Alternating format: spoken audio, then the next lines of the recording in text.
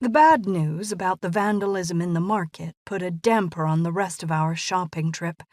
However, we did perk up a little when we made our last stop at the wine shop, or cave à vin, of Monsieur Nicolas, for it was impossible to remain subdued in his presence.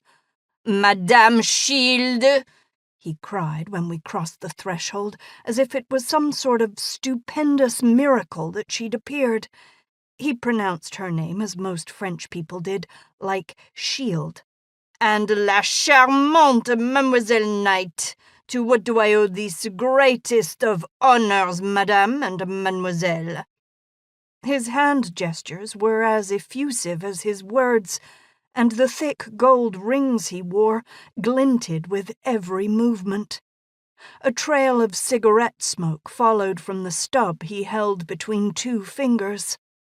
"Bonjour, Monsieur Nicolas," said Julia, beaming. "We are in search of the perfect bottle of wine for a veal roast," she gestured at me, "and for the filet de sole à l'américaine that I intend to make." "Hola! What a pleasure it will be for me to help you, madame." He gave a little bow. Monsieur Nicolas was slender and elegant, with sleek black hair, a long, slender mustache, and olive skin. As his cave was an actual store and we were inside instead of in the bitter January weather, he was coatless. His sleeves were rolled up to his elbows, and he wore a bright red necktie and a fat silk poppy of the same color pinned to the front of his black sweater vest. His shop smelled like cigarette smoke and whatever grooming products he used on his hair and mustache. "Now then, first we must find the perfect wine for Monsieur Shield, no? He has become one of my best customers over these past months." Beaming, he turned and began to peruse the shelves behind him. "That's the truth," Julia muttered to me.